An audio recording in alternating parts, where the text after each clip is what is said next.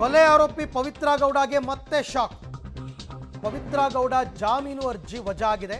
ಆರಂಭದಲ್ಲಿ ಆಗಿದ್ದೇ ಈ ವಿಚಾರ. ಬೆಂಗಳೂರು ಸೆಷನ್ಸ್ ಕೋರ್ಟ್ನಿಂದ ಬೇಲ್ ಅರ್ಜಿಯನ್ನ ವಜಾಗೊಳಿಸಲಾಗಿದೆ. ಸುಪ್ರೀಂ ಜಾಮೀನು ರದ್ದು ಬಳಿಕ ಸೆಷನ್ಸ್ ಕೋರ್ಟ್ಗೆ ಅವರು ಅರ್ಜಿ ಹಾಕೊಂಡಿದ್ರು. ಒಂದು ಸಣ್ಣ ಕಾರಣವನ್ನ ಕೊಟ್ಬಿಟ್ಟು ಟೆಕ್ನಿಕಲ್ ರೀಸನ್ ಕೊಟ್ಟು ಅರ್ಜಿ ಹಾಕೊಂಡಿದ್ರು.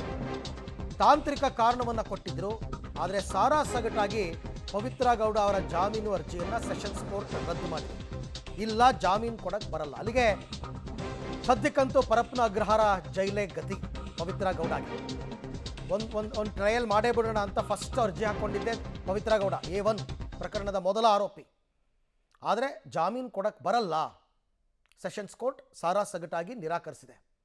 ನೀವು FIR ಮಾಡಿದಾಗ CRPC ಮಾಡಿಬಿಟ್ಟು ಚಾರ್ಜ್ ಶೀಟನ್ನು BNSL ಮಾಡಿದ್ದೀರಾ, ಹಾಗಾಗಿ ನಮಗೆ ಜಾಮೀನು ಕೊಡಿ ಅಂದರೆ ಅದೆಲ್ಲ ಸುಪ್ರೀಂ ಕೋರ್ಟೇ ಇವರ ಜಾಮೀನು ಕೊಟ್ಟಿದ್ದ ಜಾಮೀನನ್ನೇ ರದ್ದು ಮಾಡಿತ್ತು.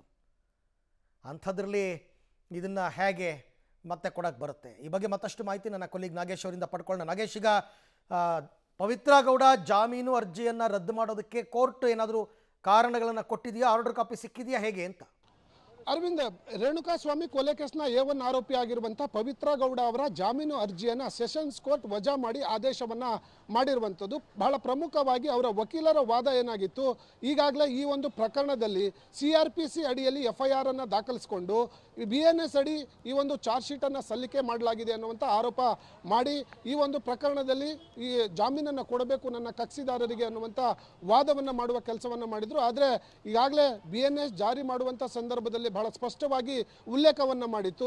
ಯಾವ ದಿನಾಂಕದಿಂದ BNS ಜಾರಿಯಾಗಿದೆಯೋ ಆ ದಿನಾಂಕದಂದು ಪ್ರಕರಣವಾದರೆ ಆ ಸಂದರ್ಭದಲ್ಲಿ ಅದನ್ನು ಪರಿಗಣಿಸಬೇಕು ಅನ್ನುವಂಥ ಆದೇಶ ಅದರಲ್ಲೇ ಇತ್ತು. ಆ ಕಾರಣಕ್ಕಾಗಿ ಪೊಲೀಸರು CRPC ಅಡಿಯಲ್ಲಿ ಮಾಡಿರುವಂಥದ್ದೇ ಕರೆಕ್ಟ್ ಅನ್ನುವಂಥ ವಾದವನ್ನು ಪರಿಗಣಿಸಿ ಅವರ ಜಾಮೀನು ಅರ್ಜಿಯನ್ನು ವಜಾಗೊಳಿಸಿದ್ದಾರೆ ಅನ್ನುವಂಥ ಮಾಹಿತಿಗಳು ಈಗ ಸದ್ಯಕ್ಕೆ ಗೊತ್ತಾಗ್ತಿರುವಂಥದ್ದು. ಹಾಗಾಗಿ ಈಗಾಗಲೇ ಪವಿತ್ರ ಗೌಡ ಅವರು ಏನು ಕೆಲವೊಂದು ತಾಂತ್ರಿಕ ಕಾರಣಗಳನ್ನು ನೀಡಿ ಜಾಮೀನು ಪಡೆದುಕೊಳ್ಳಲಿಕ್ಕೆ ಮುಂದಾಗಿದ್ರು, ಅದು ಅವರಿಗೆ ಎಲ್ಲ ಒಂದು ಕಡೆ ಹಿನ್ನಡೆ ಆಗಿದೆ ಅನ್ನುವಂಥದ್ದು ಬಹಳ ಸ್ಪಷ್ಟವಾಗಿ ಗೊತ್ತಾಗ್ತಿರುವಂಥದ್ದು. ಹಾಗಾಗಿ ಪವಿತ್ರ ಗೌಡ ಪರಪ್ಪನ ಅಗ್ರಹಾರದಲ್ಲೇ ಮತ್ತಷ್ಟು ದಿನಗಳು ಕಳೆಯುವ ದಿನಗಳು ಬಂದಿರುವಂಥದ್ದು. Arvind, right, thank you Nagesh, ತಮ್ಮ ಎಲ್ಲ ಮಾಹಿತಿಗಾಗಿ ಧನ್ಯವಾದ. ಸೊ 3 ವಿಚಾರಗಳು ಇವತ್ತು ಕೋರ್ಟ್ ಮುಂದೆ ಬರ್ತಾ ಇರತಕ್ಕಂಥದ್ದು. ಅದರಲ್ಲಿ ಒಂದು, ಪವಿತ್ರ ಗೌಡ ಜಾಮೀನು ಅರ್ಜಿ ವಜಾ ಆಗಿದೆ. ಎರಡನೇದು, ದರ್ಶನ್ ಅವ್ರನ್ನ ಬಳ್ಳಾರಿ ಜೈಲಿಗೆ ಶಿಫ್ಟ್ ಮಾಡಬೇಕಾಗಿರ್ತಕ್ಕಂಥದ್ದು ವಾದ ಪ್ರತಿವಾದ ನಡೀತಾ ಇದೆ. ಇದ್ರ ಜೊತೆಗೆ ದರ್ಶನ್ ಪರ ವಕೀಲರು ಒಂದು ಮನವಿ ಮಾಡ್ಕೊಂಡಿದ್ದಾರೆ, ದಿಂಬು ಹಾಸಿಗೆ ಎಲ್ಲ ಕೊಡಿ ಅಂತ. ಅದು ಕೂಡ ಸದ್ಯದಲ್ಲೇ ತೀರ್ಮಾನ ಆಗ್ತಕ್ಕಂಥ ಸಾಧ್ಯತೆ ಇದೆ.